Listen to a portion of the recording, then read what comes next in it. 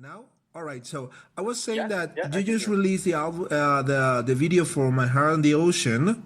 Okay, Yeah, we know for many years that you've been activist in this anti-fascism and also everything related to protecting the nature, right? yeah. So it seems that this second subject is stronger now on this album. I think that there are both very present on the album. I mean, we have Eradicate and La Resistance, two songs that deal with anti-fascist heroes, fighters, you know. Yeah. And yeah, Terminate the Unconcern, My Heart in the Ocean, for example, or Übermacht are songs dealing with the nature. Both aspects are very strong. I don't think separated from each other. Maybe there are a few more songs dealing with the nature concept, but that doesn't necessarily mean we didn't have a focus on the anti-fascist thing. Yeah, but definitely this time there are even more songs with an environmental point of view and dealing with the issues. Yeah, Right. that's true.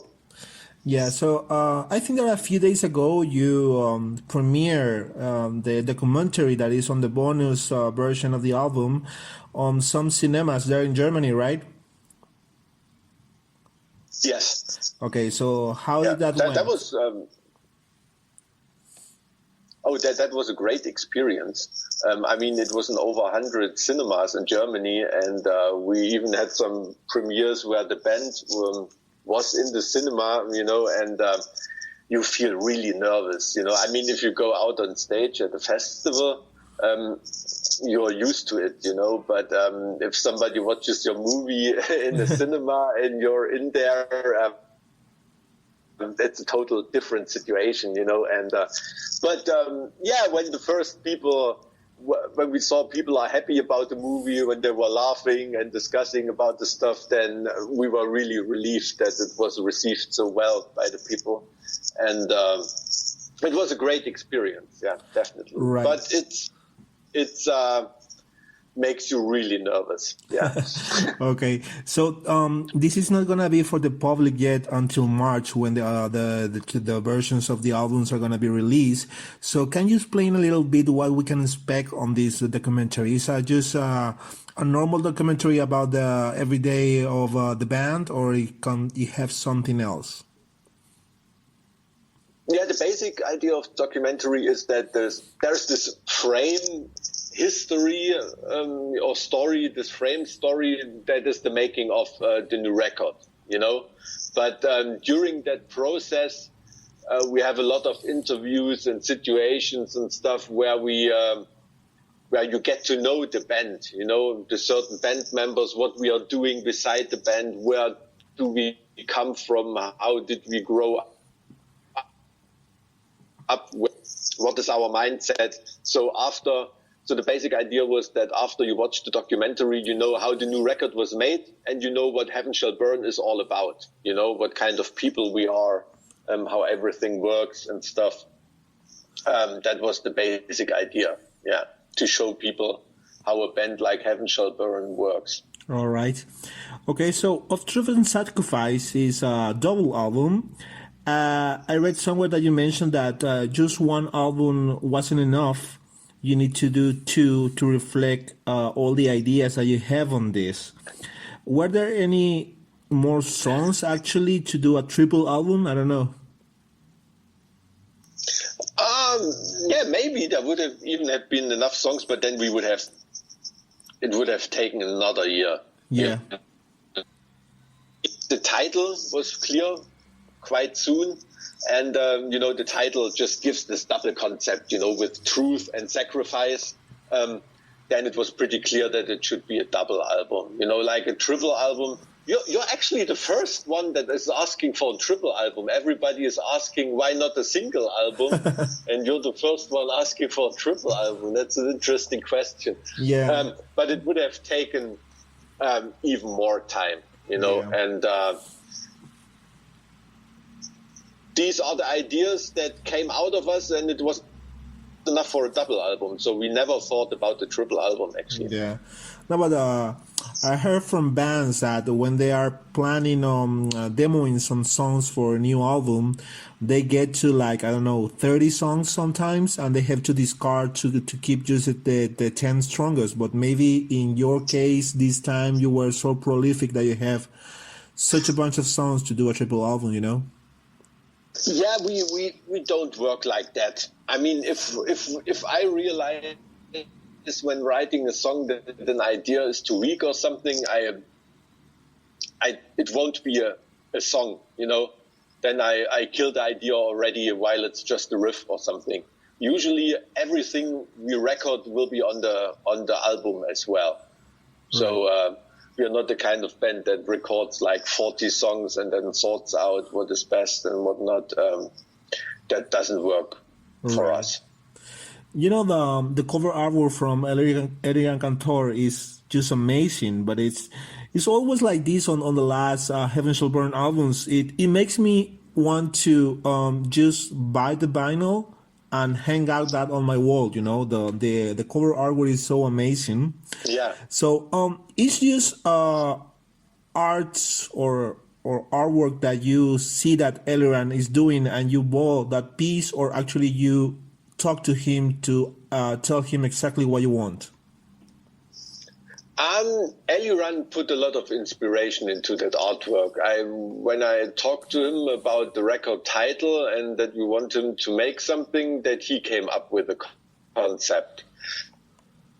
Right. And that is one of the great powers of Eliran. You know, I think he's at the moment he's the best cover artist out there. You know, and he has such great inspiration, and it was his idea to use these allegories for truth and sacrifice. You know, the little naked child as an allegory for the naked truth, and the mother with the shield is the symbol for the sacrifice, and the interaction between the two, the relation between truth and yes, that was Eliran's idea. And it was just came out great and just blew me away when I saw it for the first time. Cool. So most of the little reviews that we heard about the songs on this album mention that yes, you are doing the same stuff that Heaven Shall Burn has been doing for some time now, but there is some little elements that are new on this song. Specifically, they talk about the atmosphere of the songs. So are you agree with this? Do you think that there is something different this time, or is just your trademark song?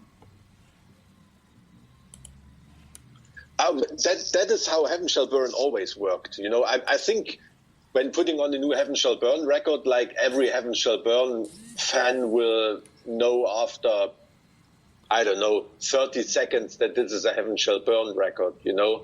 Yes. But nevertheless, there should also be some little more surprises and developments. And we always want to develop the band in small steps, you know, and not have really big breaking points between the different records. I really hate it if one of my favorite bands sounds totally different on the next record, you know. Yeah. That happened. I'm a huge death metal fan, and that happened in the 90s a lot to me, when all the death metal bands all of a sudden tried to leave the death metal scene to become more bigger bands and just betrayed their trademark. Yeah. And you know, like Ball Thrower, that always sounded the same and was still writing great songs. Yeah. So now that you mentioned death metal and the 90s scene, you know, most of the times Heaven Shall Burn is associated with metalcore instead of death metal or melodic death metal, which, yeah, at least in my opinion, your sound is closer to death metal than to metalcore. But yes, do you feel this, or have you ever felt this like as an insult? Sometimes people use it like an insult. The band, like with a really close edge of death metal in it. That is totally true. I mean, the core element is actually just our ethics and our political points of view. You know, that makes us a hardcore band. Yeah. Music, metalcore, you know. But yeah, sometimes. But I don't care if people need these categories. It's fine to me. And we started out playing in that band when a word like metalcore didn't even existed, you know. Yeah. So what were we doing then? If there was no metalcore, but we were already doing music, I always ask these people what they think what we were doing then, and usually there is no answer for them. All right. Okay, you know, your 2013 album Beto, that went number 2 on the German charts actually. Did you feel like that was the highest peak of your career in regardings of popularity? Not really, because with the German charts, you know, I mean, the 2 records after that, they sold a lot more. Yeah. But or the one after that sold a lot more and wasn't so high in the charts. You know, it just depends on the week when you're releasing. So that doesn't really. It was really important for us and was a huge step up, but we totally preserved and even built up that level with a Wanderer record, you know. Right. And I wouldn't say it's the peak, and I just can't judge about it. I'm the last person on earth to answer that question. I mean, journalists like you and the fans have to answer what is the peak of a band, and maybe you can't anymore. Then you can have a judgment on what was the peak of the band. You know, I hope and I want to believe that the new record, the double album, is so far the peak of Heaven Shall Burn. That would make me happy. Great. You know, in all the press reviews that we are receiving from this new album, it's mentioned that you needed a break, or you are coming back after a break. So was this actually necessary for the band? I mean, you need to be step aside from tours or everything related to the band in order to come back stronger? Yeah, kind of. I mean, it wasn't so much that we were exhausted or felt bored by the music industry or something. It was just that we wanted to have the situation to work on a record without having any deadlines in our back, you know? Yeah. We wanted to discuss when to release the record, when the record already was recorded, you know? It's really a pain in the ass if you're in studio, you're going well, and then you have to pack everything together because you're leaving for a tour, you know, or you're playing a festival, or when you're doing vocals, you know, okay, it has to happen this week. If our singer gets sick, then we have to postpone the record because the release date is already booked, you know. Yeah. We really hate working like that, and we just wanted to have total freedom time-wise, you know, and that led to this creative explosion that became this double record, you know, because we had the mindset that we can do what we want. And it was a great piece of freedom. Great.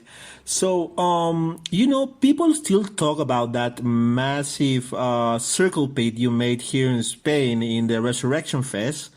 And actually, you are coming back to play this summer at Resurrection Fest. So, will you try to do the same this time?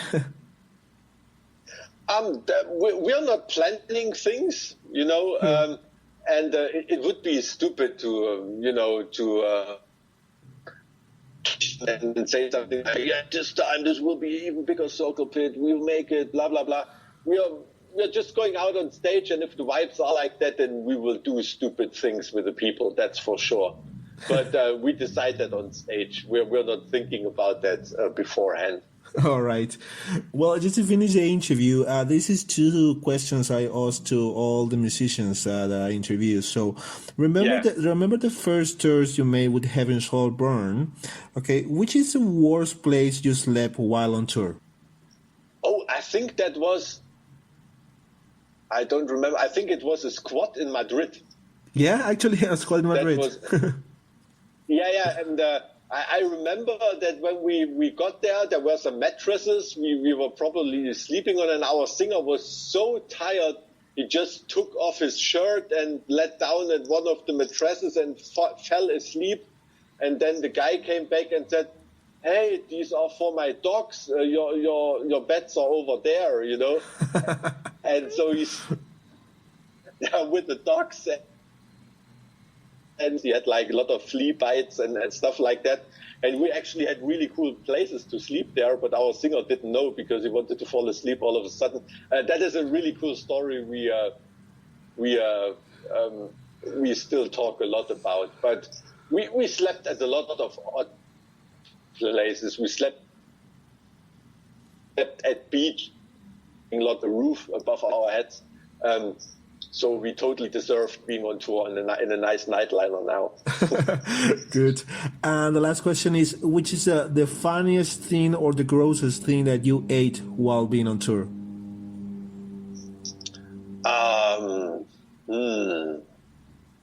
Strange thing. Once it was a tour in Japan, and I was always try different soft drinks because I'm interested how it tastes. And I bought this really crazy looking lemonade, and I wanted to drink it. And then the Japanese tour manager came and window cleaner and no lemonade. So that was pretty close to drinking something really odd. Yeah. All right. Well, man, thank you so much for your time and for this interview. Okay, hope to see you.